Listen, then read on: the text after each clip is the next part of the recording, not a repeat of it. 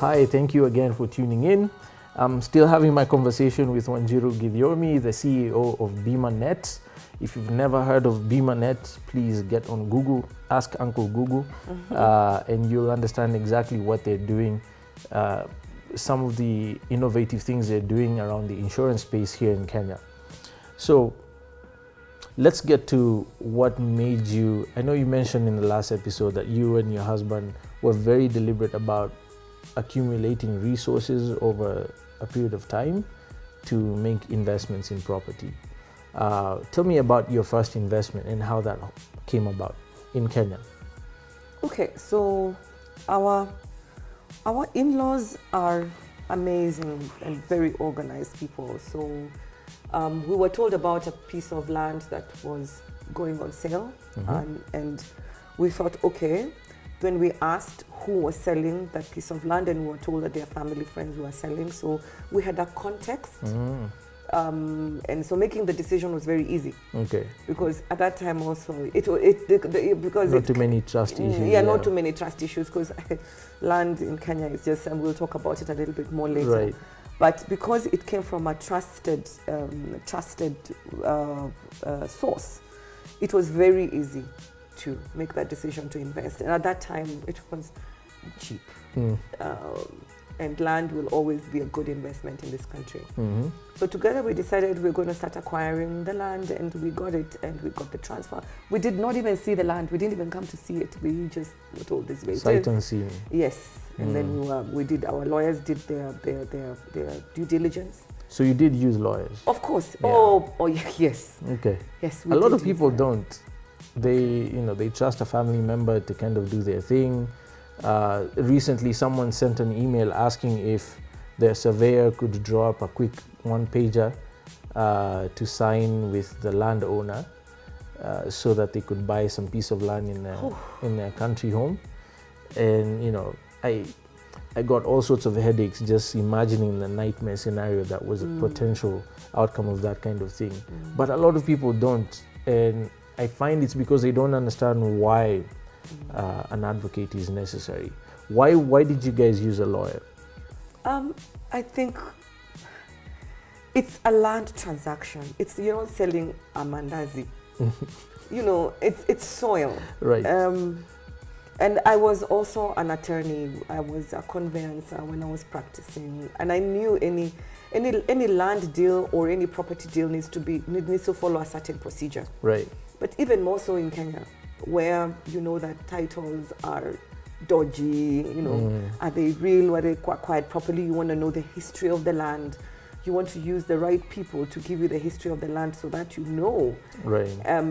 That for me, it was only a lawyer, and a lawyer I could trust, not just any River Road lawyer. Yes. I had to use a lawyer I could trust to make sure that they cross-check those titles and ensure that the people who say they own it. I wanted to know the history of the land, so that once the contract is done, it's done. And the law says if it's not written down on paper, it doesn't exist. And no ambiguities. Lawyers are good at, making sure that they write things down properly, so that in case there is any query later, we go back to the four letters of that to the four walls of that document, and find out what was the intention of the people that were involved in that transaction. Yes. You get it? And the best person to articulate it for you is a lawyer. Sure. Yeah.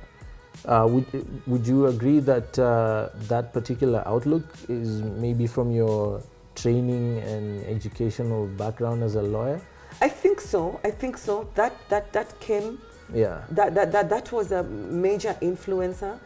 But also when you're in business, you sort of realize that you need to have a few clever people around you. Sure. Lawyers and accountants. Yeah. Okay. So it comes when you get hit a little bit. Yeah. You wisen up, you learn from your mistakes, and you know that next time I can't do it the same way. Sure. Yeah. So you had a successful transaction, you bought the land, yes. Everything went well. Yes. I'm going to ask you, just, bluntly to tell us, how much did you pay for the land all those years ago? Oh gosh. Okay, so we were paying for an acre of land in Kajiado those days. Yes. We're paying between 10 and 12,000 shillings an acre. And I'm saying this with the most absolute joy in my heart, but also a bit of embarrassment. Why? Why embarrassment? Because we bought that land because we were like, how can you, that was 1,000 rand for an acre. I mean, it's land, it's soil. Acre. Yes. Right. And so we just took as much as we could. All the cash we had, we put it in there because it just appreciated over the years. Sure. You know, we're going to market now at 1.5 million an acre. Imagine that. It has been a fantastic. I can't even calculate in my head what. And I'm a lawyer. I can't count either. Yeah. So once the 10 fingers are finished, we can't do it anymore. That's awesome. 14 years. Yes. That's and amazing. It's holding. It was, and you know what? We did look at that land and said, you know, my husband Chris and I were like, this is just for speculation, because there was no way we were ever going to build in that area. There was no farming we were ever going to do because we live out of the country, and the decisions are you going to put your money in something that is going to be labor intensive, that will make you lose money? We couldn't build at that time. We didn't even have money to build. So you just make decisions and say, what am I going to put? I'm going to park my money in something that is going to be stress-free, but that will appreciate. So I always talk about investing in property in two ways.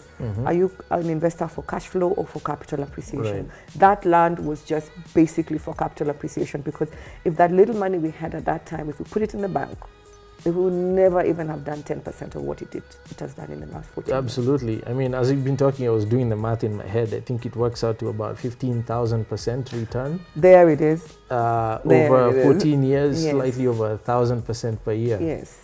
And also, it's also buying intelligently where it hasn't peaked. Of course, yeah. You have to be strategic. You have to be strategic. Yeah. I mean, Solomon, you're in the business of buying and selling land. I sing about this all day long, and it kind of becomes white noise to people. Yeah. And I've often said there are places in this country where I will not take land for free. Exactly. I just won't. Yeah. Because it's too late. And also may not be the best place to own land. Yes. Just because it's available doesn't mean I should own it. Yes. And so understanding why you're buying, I mean, you guys were clear about capital growth, right? So you were parking your money for the long term. Yes. It's been 14 years that you've held onto this asset, but it was relatively cheap, and the returns it's accumulated so far, no bank can hope to even dream of. Unless you're doing a pyramid scheme which will last you all of 6 months. Right. Seriously, there is absolutely nowhere money can grow the way ours grew. Nowhere. That's awesome. That's awesome. Or in the pharmaceuticals business. Yeah. Right. Even that, I'm not sure I will give you those kinds of returns. But, you know, you've heard it, guys. Strategic investment for capital gains. Kenya is where it's at, especially for those of you in the diaspora. Do your homework, ask questions. It's why Wanjiru is here. And just for your information, she has never bought anything from Goshen Acquisitions before. That's not why she's here. She's just a Kenyan who's lived in the diaspora, still does, and has made wise investments back home. And I wanted to get her feedback on what that process was like. So stay tuned. We'll be back in the next episode when I ask her to kind of share some of the nightmare scenarios she might have had to deal with. You're watching Own Land in Kenya, and I'm Solomon Wangwe.